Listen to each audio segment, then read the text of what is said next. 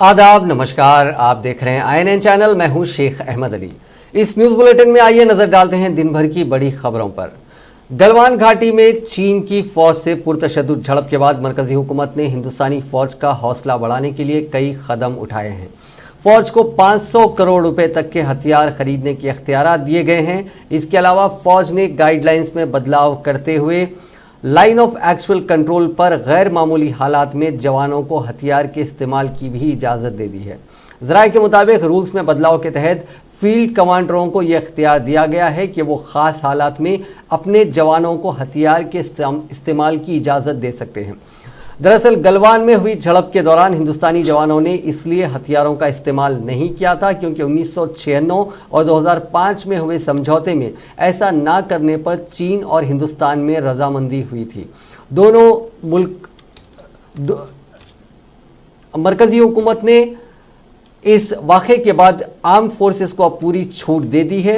इसी बीच इतवार के रोज़ वज़ीर दिफा राजनाथ सिंह ने chief of defence staff Bipin Rawat समेत फौज के सरबराह general MM Naravane, air chief marshal RKS Bhadauria और नेवी के चीफ करमबीर सिंह से बातचीत की। इसी में उन्होंने फौजों को लाइन ऑफ एक्चुअल कंट्रोल पर चीन से सख्ती से निपटने के अहकाम दिए।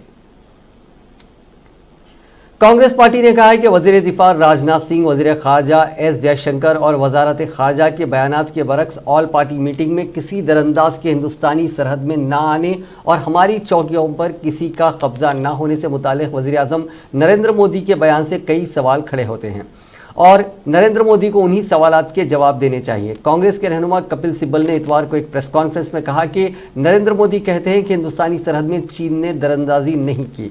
मोदी की तरह ही चीन भी कहता है कि वो हिंदुस्तान में नहीं घुसा है क्योंकि गलवान वादी उसकी है और उसके जवान अपने इलाके में हैं। चीन के फौजी गलवान वादी में हैं। मोदी कह रहे हैं कि हमारी सरहद में कोई नहीं आ रहा है। इसी बयानबाजी का फ़ायदा चीन उठा रहा है और वो डंके की चोट पर कहता है कि उसने किसी की सरहद की खिलाफ वर्जी नहीं की। उन्होंने कहा कि मोदी के बयान के सिलसिले में बाद में हुकूमत की वजाहत आई है, उससे साफ होता है कि मोदी ने सच को छुपाया है। उन्हें बताना चाहिए कि गलवान वादी में चीन के फौजियों की मौजूदगी से मुतालिक उन्होंने वही बात क्यों कही जो चीन दावा कर रहा है। वज़ीर आज़म को वाज़ेह करना चाहिए कि चीन के फौजियों के हिंदुस्तानी सरहद पर कब्जे की बात उन्होंने किससे छुपाई।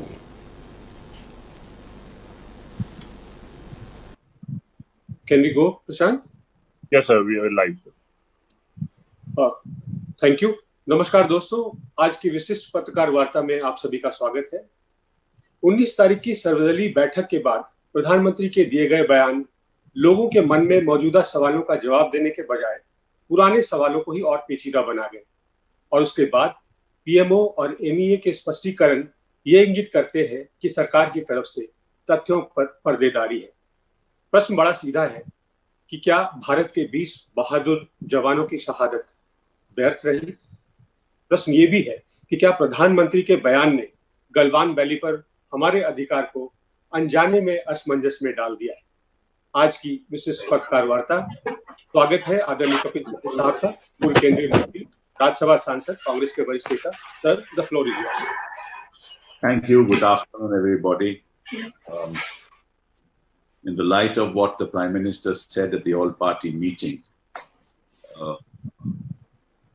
where his statement raised more questions than it answered, the kind of confusion that has been created because of that statement requires us to present to you a statement by the Congress Party, which raises questions that need to be answered. I will read the statement and then take your questions. China's brazen transgressions into India's territory in the Galwan Valley, Pangong Tso Lake area, and hot springs cannot be accepted. Our territorial integrity will not be compromised under any circumstances. We will repulse every sinister design of China to usurp India's territory. Any attempt by China to illegally appropriate India's territory will be repelled. India's forces have in the last 53 years successfully repulsed all attempts by China to foray across the LAC. In 1967 in Nathula, 1986 दहाई का पहला मुकम्मल सूरज ग्रहण इतवार को हुआ। ये हल्केदार सूरज ग्रहण था जिसके मुशाहिदे के लिए लोग काफ़ी पुरजोश थे। जब सूरज और चांद एक दूसरे के आमने सामने होते हैं तो मुकम्मल सूरज ग्रहण होता है, लेकिन चांद का साइज़ निस्बतन छोटा होता है। इसकी वजह से कि सूरज चमकती हुई अंगूठी की तरह लगता है। मुकम्मल सूरज ग्रहण सिर्फ शुमाली हिंदुस्तान में कुछ जगहों पर देखा गया, जबकि ये जुज़वी तौर पर मुल्क के दीगर हिस्सों में भी देखा गया। सुबह 9:56 से शाम दोपहर 2:29 तक हिंदुस्तान में मुख्तलिफ मकामात पर मुख्तलिफ वक्तों पर सूरज ग्रहण देखा गया। बेशतर मकामात पर जुज़वी सूरज ग्रहण नजर आया। सूरतगढ़ राजस्थान, सिरसा, कुरुक्षेत्र हरियाणा और उत्तराखंड के देहरादून, चिमोली और जोशीमठ में लोगों को मुकम्मल हल्केदार सूरज ग्रहण देखने का मौका मिला। हिंदुस्तान में द्वारका के लोगों ने पहले यानी सुबह 9:56 सूरज ग्रहण का मुशाहिदा शुरू किया, जबकि आखिर में दोपहर 2:29 सूरज ग्रहण आसाम के डिब्रूगढ़ में नजर आया। तेलंगाना में इस जुज़वी ग्रहण का आगाज़ 10:15 पर हुआ और ये 1:44 को इख्तिताम पजीर हुआ, जबकि आंध्र प्रदेश में इसका आगाज़ 10:21 पर हुआ और 1:49 तक ये ग्रहण रहा। सूरज ग्रहण के मौके पर दोनों तेलुगु रियासतों तेलंगाना और आंध्र प्रदेश के मनादिर बंद कर दी गई। इसी दौरान ज़िले आदिलाबाद की तंजीम जनगण वेदिका से वाबस्ता अफराद रविंदर रेड्डी, श्रीहरि बाबू और दीगर ने NTR चौक पर सूरज ग्रहण के पेश नज़र शहरियों को आगाही और तहम परस्ती के अकायद से निकालने के लिए शऊर बेदारी के लिए एक प्रोग्राम मुनक़िद करते हुए ऐन सूरज ग्रहण के वक्त इसका मुशाहिदा करते हुए NTR चौक पर ही खाना पीना शुरू किया। उन्होंने सूरज ग्रहण के वक्त अवाम में फैली हुई गलत फहमियों को दूर करने की मसाई की। इस मौके पर मीडिया से बात करते हुए उन्होंने अवाम को एक पैगाम दिया कि सूरज ग्रहण से इंसानी ज़िंदगी पर कोई असर नहीं पड़ता। अवाम को चाहिए कि वो गलत अफवाहों पर अमल ना करें, बल्कि आम हालात के मुताबिक अपनी ज़रूरियात ज़िंदगी को जारी रखें। इस मौके पर तंजीम के जिम्मेदारान ने अपने इस अमल से वाज़ेह कर दिया कि सूरज ग्रहण के वक्त हर शख्स खा पी रहा है और इसमें कोई हर्ज नहीं है। मुल्क के कई मकामात पर ग्रहण के दौरान चांद का साइज़ सूरज से 1% कम नजर आया। सूरज ग्रहण के शुरू में चांद ऐसा नजर आता है जैसे कि किसी ने सेब का एक हिस्सा काट लिया हो। सूरज का एक छोटा हिस्सा चांद से छुप जाता है, इसके बाद चांद की डिस्क बड़ी हो जाती है और सूरज का बड़ा हिस्सा छुपने लगता है। ग्रहण के दौरान चांद की परछाई ज़मीन पर देखी जा सकती है और लोग सूरज पर छाते हुए चांद को देख सकते हैं, यहाँ तक कि वो सूरज के बीच में पहुँच जाता है। चूँकि चांद सूरज को पूरी तरह नहीं ढक सकता, इसलिए चांद के इर्द गिर्द सूरज की रोशनी का एक चमकदार छल्ला नज़र आता है, जिसे रिंग ऑफ फायर भी कहते हैं। इसी वजह से इसे रिंग ऑफ फायर का नाम दिया गया है।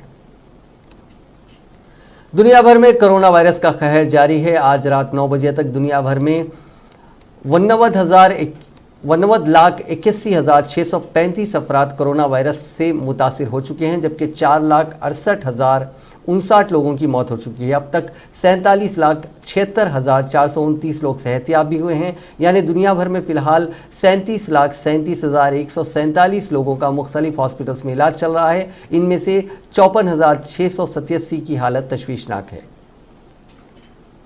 हिंदुस्तान में आलमी वबा कोरोना वायरस का फैलाव दिन ब दिन बढ़ता ही जा रहा है और गुज़िश्ता 24 घंटों में रिकॉर्ड 15,413 नए केसेस के साथ तादाद 4 लाख को अबूर कर चुकी है। ताहम ये राहत की बात है कि इसी अरसे में तकरीबन 14,000 अफराद इस वबा से शिफायाब भी हुए हैं। इतवार के रोज़ सेहत और ख़ानदानी बहबूद की मरकज़ी वजारत की जानिब से जारी करदा ताज़ा तरीन आदाद शुमार के मुताबिक कोरोना वायरस के नए केसेस के साथ मुतासरीन की मजमूई तादाद बढ़कर 4,10,461 हो गई है। गुज़िश्ता 24 घंटों के दौरान इस वबा से मरने वालों की तादाद 306 के इजाफे के साथ 13,254 हो गई है। लॉकडाउन खुलने के साथ ही मुल्क में कोरोना वायरस का ग्राफ बढ़ता ही जा रहा है। मुल्क में अब कोरोना के 4 लाख से ज़्यादा मामले हो गए हैं। अमवात की तादाद भी 13,000 के ऊपर पहुंच गई है। पिछले 10 दिनों से मुल्क में रोज़ाना 10,000 से ज़्यादा नए मामले आ रहे हैं। 10 से ही रोज़ाना 300 से ज़्यादा मौतें भी हो रही हैं। मुल्क में 19 जून को एक दिन में रिकॉर्ड 14,771 मामले सामने आए थे। अब एक में जितने नए मामले आ रहे हैं उतने नए मामले तो किसी एक दिन में कभी इटली, स्पेन, चीन और रूस में भी नहीं आए। चीन में किसी एक दिन में सबसे ज़्यादा 14,108 कोरोना केसेस आए थे, ऐसा वहाँ 12 फरवरी को हुआ था। एक दिन में रिकॉर्ड कोरोना मुतासरीन की तादाद के मामले में भले ही हम स्पेन, इटली और चीन से आगे निकल चुके हों, लेकिन हमारे लिए राहत की बात यह है कि एक दिन में रिकॉर्ड मौतों के मामले में हम अब भी काफ़ी पीछे हैं। हमारे मुल्क में एक दिन में रिकॉर्ड 395 मौतें 15 जून को हुई थी, जबकि चीन में एक दिन में सबसे ज़्यादा 1,290 मौतें 17 अप्रैल को, इटली में 919 मौतें 27 मार्च को और स्पेन में 961 मौतें 2 अप्रैल को हुई थी। 16 जून को मुल्क में 2006 मौतों का आंकड़ा जोड़ा गया था। ऐसा इसलिए क्योंकि इसमें पिछले दिनों की हुई मौतें भी जोड़ी गई थी। कोरोना को फैलने से रोकने के लिए मुल्क में 4 लॉकडाउन लगाए गए। पहला लॉकडाउन 25 मार्च से 14 अप्रैल तक रहा और आखिरी लॉकडाउन 18 मई से 31 मई तक। इस हिसाब से मुल्क में 66 दिन तक लॉकडाउन लगा रहा। हालांकि लॉकडाउन के हर फेज में कुछ न कुछ छूट मिलती गई, जबकि 1 जून से मुल्क में अनलॉक 1 लगा दिया गया। इसमें सिर्फ थोड़ी ही बंदिशें लगी रहीं। इसका नतीजा ये हुआ कि 1 जून से लेकर 19 जून के बीच ही मुल्क में 2,05,000 से ज़ायद मामले आ गए। इसी दौरान 7,500 से ज़्यादा मौतें भी हुई। देखा जाए तो 31 मई तक पूरे मुल्क में जितने मामले और जितनी मौतें नहीं हुई थी, उससे ज़्यादा मामले और मौतें तो 19 दिन में ही बढ़ गई हैं। दुनिया के कई मुल्कों में वायरस की वैक्सीन बनाने के लिए साइंसदान दिन रात काम कर रहे हैं। इस दरमियान ग्लेनमार्क फार्मास्यूटिकल्स के बाद इंडियन ड्रग रेगुलेटरी एजेंसी ने दवा कंपनी सिप्ला और हेट्रो को कोरोना वायरस के मरीजों के लिए एंटीवायरल ड्रग रेमडेसिविर को बनाने और इश्तिहार देने की इजाज़त दे दी है। इससे पहले drug control of India DGCI ने कोरोना वायरस की वबा के मद्देनज़र दवाओं के इमरजेंसी हालात को देखते हुए घरेलू फर्म्स ग्लेनमार्क फार्मास्यूटिकल्स को मामूली रूप से मुतासिर मरीजों की इलाज के लिए एंटीवायरल दवा फेविपिरविर के बनाने और मार्केटिंग की इजाज़त दी थी। हेट्रो और सिप्ला को हफ्ते के रोज़ मंजूरी दी गई। मरकज़ी वजारत सेहत ने अपने clinical management protocol for Covid में बीमारी के दरमियानी दर्जे वालों पर रेमडेसिविर के इस्तेमाल की सिफारिश की है, जो कि ऑक्सीजन पर है। इस दवा को सिर्फ इमरजेंसी इलाज के लिए शामिल किया गया है। कोरोना वायरस के क्लिनिकल मैनेजमेंट प्रोटोकॉल में कहा गया है कि गुर्दे के मुतालिक बीमारी, हामिला खवातीन और 12 साल से कम उम्र के लोगों के लिए ये दवा नहीं है। इंजेक्शन के लेने की सूरत में दवा को दिन में 200 मिलीग्राम की खुराक पर दी जानी चाहिए और उसके बाद 5 दिनों के लिए हर दिन 100 मिलीग्राम का इस्तेमाल किया जाना चाहिए। सिप्ला और हेट्रो लैब्स ने पहले ही US फार्मा दिग्गज गिलियड साइंसेस के साथ समझौता किया है, जो ड्रग रेमडेसिविर का पेटेंट होल्डर है। एक आपको और अहम खबर सुनाते हैं जो कि कानपुर से आई है। कानपुर में एक वहाँ पे एक स्टेट गवर्नमेंट का गर्ल्स फॉर होम है, होम फॉर गर्ल्स प्रोटेक्शन। यहाँ पे 56 लड़कियों में कोरोना वायरस के सिम्टम्स पाए गए थे। उन लड़कियों का उनका कोरोना टेस्ट किया गया। उनमें चौंकाने वाला नतीजा यह है कि उनमें से 2 लड़कियां हामिला पाई गई और उनमें से एक लड़की को एड्स है। इन लड़कियों की उम्र 17 साल है। इस मामले ने, इस रिपोर्ट ने सबको चौंका दिया। इस हॉस्टल में करीब 97 लड़कियां वहां पे पढ़ती हैं और इन लड़कियों को कोरोना के जो सिम्टम्स हैं उनमें पाए गए थे। इन सिम्टम्स के बाद उनका बाज़ाब्ता टेस्ट किया गया। अब फिलहाल ये जो 2 लड़कियां प्रेग्नेंट पाई गई, हामिला पाई गई, इसके बाद इसके जांच के अहकाम दिए गए हैं। इस मामले में जांच चल रही है। उसके बाद पता चलेगा कि ये नाबालिग लड़कियां कैसे हामिला हुई और ये पूरा मामला क्या है। अब बात करते हैं तेलंगाना की। तेलंगाना में आज कोरोना वायरस से 7 अफराद की मौत हो गई और 730 नए मामले दर्ज हुए हैं। इस इजाफे के साथ रियासत में अब तक इस मोजी वायरस से मरने वालों की तादाद 210 हो गई है, जबकि मुतासरीन की तादाद 7,802 तक पहुंच गई है। Director of public health and family welfare की जानिब से जारी मीडिया बुलेटिन के मुताबिक आज दर्ज हुए 730 केसेस में ग्रेटर हैदराबाद से 659 केसेस और जनगांव से 34 केसेस शामिल हैं। अब तक 3,731 अफराद को ठीक होने पर डिस्चार्ज किया गया। रियासत में फिलहाल 3,861 एक्टिव केसेस हैं। एक हम खासकर तेलंगाना के केसेस की बात करें तो तेलंगाना में भी लॉकडाउन खुलने के बाद केसेस में काफ़ी इजाफा हुआ है। अगर हम फेज वाइज देखें और एक चार्ट जो आप यहाँ पे देख रहे हैं जिसे आज डायरेक्टर ऑफ पब्लिक हेल्थ ने रिलीज किया है, इसके मुताबिक लॉकडाउन का जो पहला फेज था जो 23 मार्च से अप्रैल 14 तक था, इसमें सिर्फ 622 केसेस दर्ज हुए थे। 15 अप्रैल से 3 मई तक जो सेकेंड फेज था उसमें 438, 4 मई से 17 मई तक 469 केसेस, और फिर चौथा फेज जो था 18 मई से 31 मई तक, इसमें 1147। लेकिन 1 जून से लेकर आज तक यानी 19 जून या फिर अगर हम 20 जून को अगर हम काउंट कर लें तो इसमें 5104 नए मामलात सामने आए हैं। यानी हालात लॉकडाउन खुलने के बाद काफ़ी ख़राब हो गए हैं और सभी के लिए ज़रूरी है कि वो एहतियात बरतें।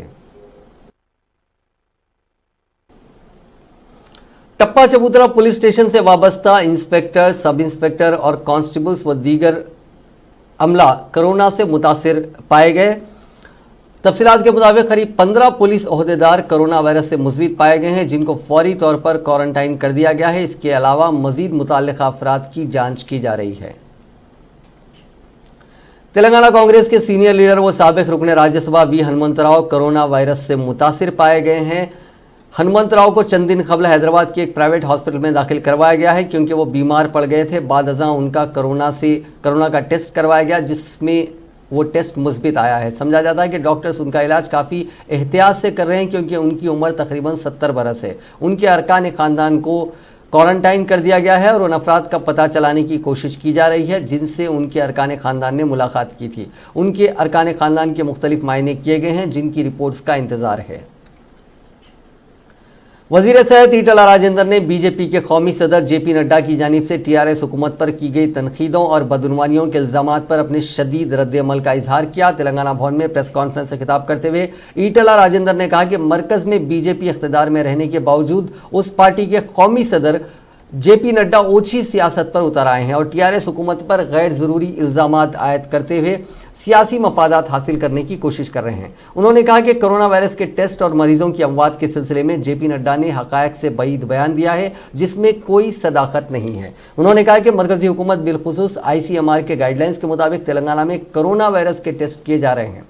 वज़ीर सेहत ने कहा कि एक इलाकाई जमात पर इल्ज़ामात आयद करने से कबल बीजेपी के कौमी सदर को बीजेपी ज़ेर इख्तिदार वाली रियासतों की कारकर्दगी का जायज़ा लेना चाहिए था।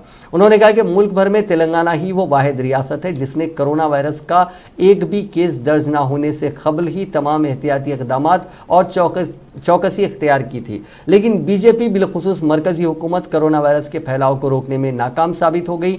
वज़ीर सेहत ने मरकज़ की बीजेपी हुकूमत पर तनकीद करते हुए कहा कि कौमी दारुल हुकूमत दिल्ली में पार्लियामेंट से कुछ फासले पर वाक़ तबलीगी जमात के मरकज़ में पेश आए कोरोना वायरस के मामलात का पता चलाने में वो नाकाम हो गई। मरकज़ वाकई की तेलंगाना हुकूमत ने नरेंद्र मोदी हुकूमत को और दिल्ली हुकूमत को इत्तला देते हुए तमाम रियासतों को अलर्ट किया था।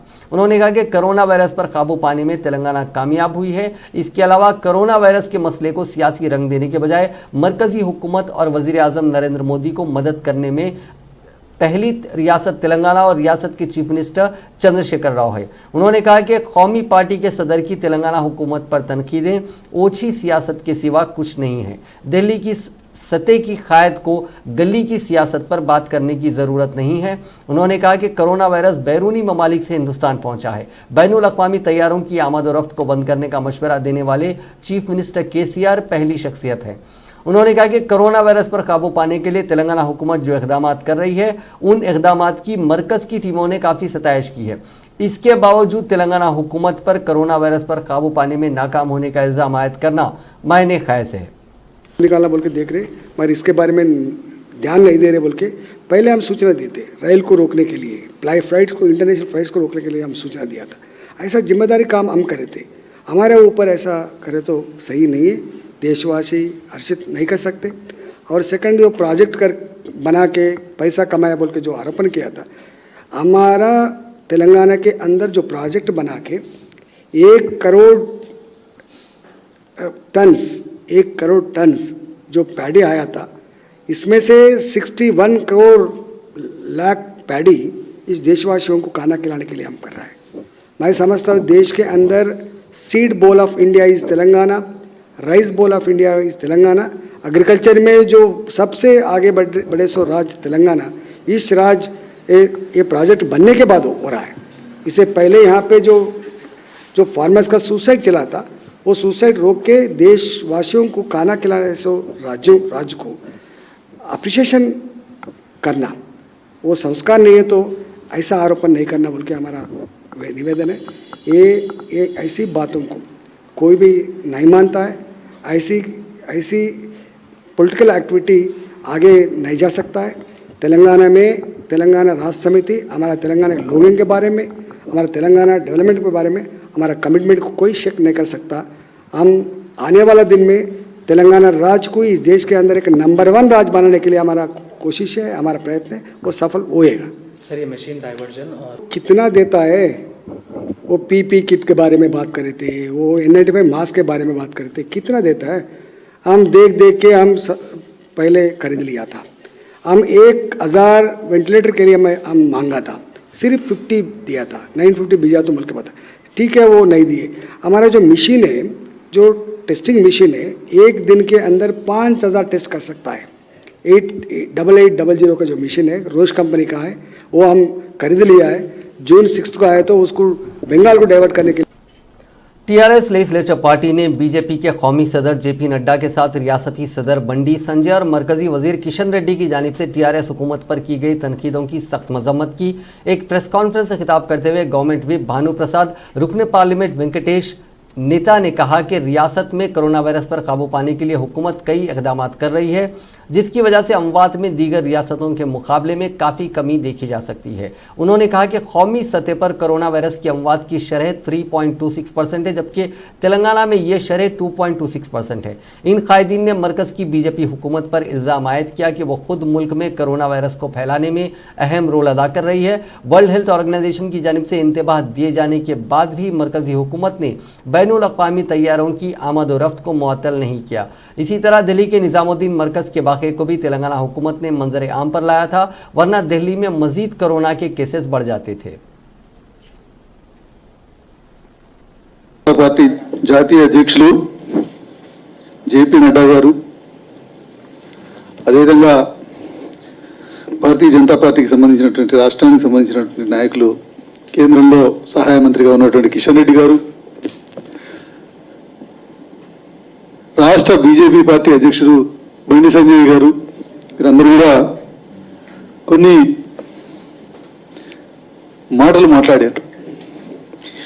దాని విషయంలో మాట్లాడడానికే రోజు మేము ముందు రావాల్సింది వచ్చిన మిత్రులు పెద్దలు వెంకటేష్ నేత గారు మేము మాట్లాడటం నిర్ణయించుకోవడం జరిగింది. ఈరోజు కరోనా విషయంలో మరి జేపీ నడ్డా గారు మాట్లాడినటువంటి మాటలు వింటుంటే కొద్దిగా ఆశ్చర్యానికి గురి కావాల్సి వచ్చింది. జేపీ నడ్డా గారు కూడా ఒక సుదీర్ఘమైనటువంటి రాజకీయ చరిత్ర ఉన్నటువంటి వ్యక్తి, రాజకీయాల్లో ఉన్నటువంటి వ్యక్తి.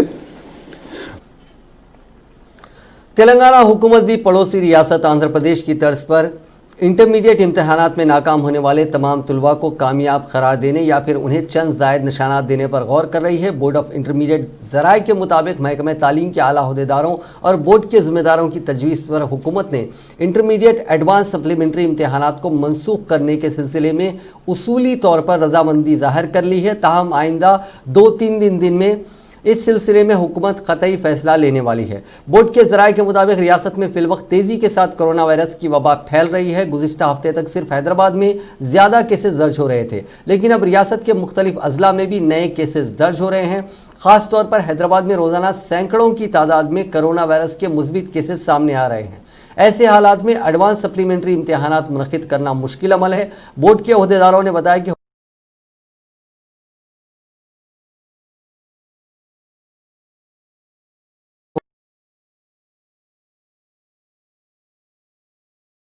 इंटरमीडिएट के इम्तहानात 19 मार्च को ख़त्म हो गए थे। इसके बाद लॉकडाउन के दौरान इंतहाई एहतियाती इक़दामात और चौकसी इख्तियार करते हुए इंटरमीडिएट के जवाबी पर्चों की जांच का काम कामयाब तौर पर मुकम्मल किया गया और बोर्ड ऑफ इंटरमीडिएट ने 18 जून को नताइज भी जारी कर दिए।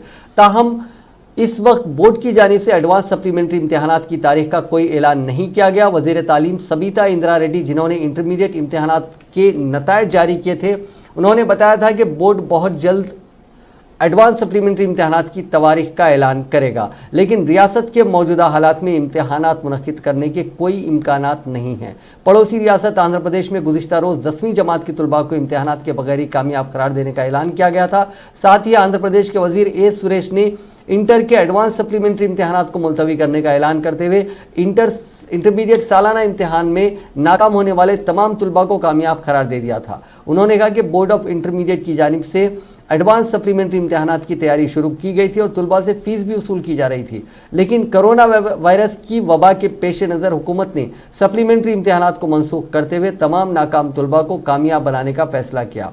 उन्होंने कहा कि जिन तलबा ने एडवांस सप्लीमेंट्री इम्तिहानात में शिरकत के लिए फ़ीस अदा की थी, उन तमाम तलबा की फ़ीस वापस कर दी जाएगी। आंध्र प्रदेश हुकूमत के इस ताज़ा फैसले के बाद तेलंगाना हुकूमत भी इसी तर्ज पर एडवांस सप्लीमेंट्री इम्तिहानात के बगैर तमाम तलबा को कामयाब करने या फिर कोई दूसरा मुतबादिल फराहम करने पर गौर कर रही है।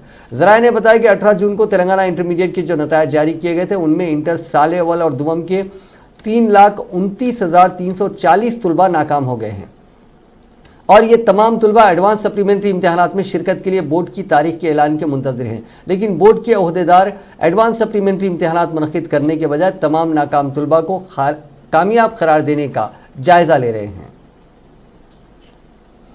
मौसम बरसात ने दस्तक दे दी है। बारिश का सिलसिला शुरू हो चुका है। हुकूमत की तरफ से मौसमी अमराज से निपटने के लिए अवाम में गुज़िश्ता महीने से ही सफाई की मुहिम चलाते हुए शऊर बेदार करने की कोशिशें की जा रही है, ताकि हुकूमत को इससे निपटने के लिए ज़्यादा मशक्क़त ना करना पड़े, क्योंकि सरकारी हॉस्पिटल्स के हालात से हुकूमत अच्छी तरह वाकिफ़ है। सच क्या है वो जानती है। कोरोना वायरस ने पहले ही महकमे सेहत की कारकर्दगी की बोलती की हकीकत जो है वो लोगों के सामने रख दी है। कोरोना वायरस के तेज़ी से फैलाव की वजह से सरकारी दवाखानों में आउट पेशेंट की तादाद में काफ़ी गिरावट आई है। शहर के अहम दवाखाने जहां गरीब आवाम की तिब्बी खिदमत फराहम की जाती हैं, उन दवाखानों में आउट पेशेंट के जो केसेस हैं उनमें कमी वाक़ई हुई है। ज़राए के मुताबिक लॉकडाउन के दौरान उस्मानिया हॉस्पिटल में 1800 आउट पेशेंट रुजू हो रहे थे, अब सिर्फ 400 आउट पेशेंट रुजू हो रहे हैं। निम्स हॉस्पिटल में 2200 के बजाय सिर्फ 330, नीलोफर में 800 के बजाय अब सिर्फ 150 मरीज़ रुजू हो रहे हैं। फीवर हॉस्पिटल में 1200 के बजाय सिर्फ 250 मरीज़ रुजू हो रहे हैं। लॉकडाउन के दौरान खानगी क्लिनिक्स बंद थे, इसके लिए तादाद में इजाफी मरीज़ रिकॉर्ड किए गए थे, लेकिन लॉकडाउन के बाद भी सूरत हाल ठीक थी। हालिया दिनों में तादाद में कमी देखी गई। इसकी अहम वजह यह है कि मामूली बुखार, बॉडी पेन्स पर आवाम कोरोना के शक के दायरे में आ रहे हैं। दूसरी तरफ सरकारी हॉस्पिटल्स में तिब्बी अमले की कमी की वजह से भी आवाम का मौसर इलाज मुमकिन नहीं है। इत्तलात के मुताबिक तेलंगाना के जुमला सरकारी हॉस्पिटल्स में इब्तदाई तिब्बी मराकिज़ और टीचिंग हॉस्पिटल्स में जुमला डॉक्टर्स की तादाद 7029 होनी चाहिए, जिसमें 2200 डॉक्टर्स की जायदादें मखलूआ हैं। इसी तरह सरकारी हॉस्पिटल्स में 30,000 बेड्स हैं। मरीज़ की देखभाल के लिए 3 शिफ्ट्स को मिलाकर 18 से 20,000 नर्सेस की ज़रूरत है, लेकिन करीब 5,000 नर्सेस खिदमत अंजाम दे रही हैं।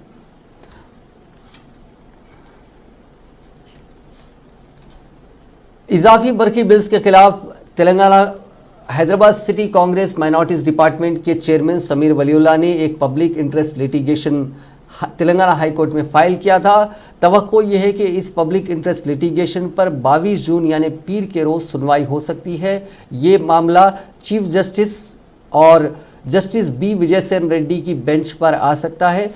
इस PIL में समीर वलीउल्लाह ने हाई कोर्ट से ये रिक्वेस्ट की थी कि वो रियासती हुकूमत को डायरेक्ट करे कि लॉकडाउन के पीरियड में जो बरखी के बिल्स हैं वो आवाम से वसूल ना किए जाएं और हुकूमत उसको या तो माफ़ कर दे या फिर उसको सब्सिडी उसको देते हुए इसका फ़ायदा आवाम को पहुंचाए और लॉकडाउन के पीरियड के बरखी बिल्स आवाम से वसूल ना किए जाएं। हिफ्ज़ान सेहत के लिए हर इतवार 10 बजे 10 मिनट सफाई की तेलंगाना के वज़ीर बल्दी नज़्म नस्क KT रामाराव की मुहिम के 7वें हफ्ते के मौके पर भी बेहतर रद्द-ए-अमल देखा गया। इस मुहिम का मकसद घरों के अतराफ की सफाई के जरिए मौसमी बीमारियों से निजात है। तारक रामाराव ने रियासत के शहरी इलाकों में मौसमी अमराज की रोकथाम के लिए बर वक्त इक़दाम के तौर पर यह मुहिम शुरू की थी। आज वज़ीर आबकारी श्रीनिवास गौड़ ने इस प्रोग्राम में सरगर्मी के साथ हिस्सा लिया। इस मौके पर वज़ीर मौसूफ ने कहा कि मच्छरों से होने वाली बीमारियों की रोकथाम के लिए वज़ीर तारक रामाराव की अपील पर उनके महकमे की जानिब से बेदारी पैदा की जा रही है।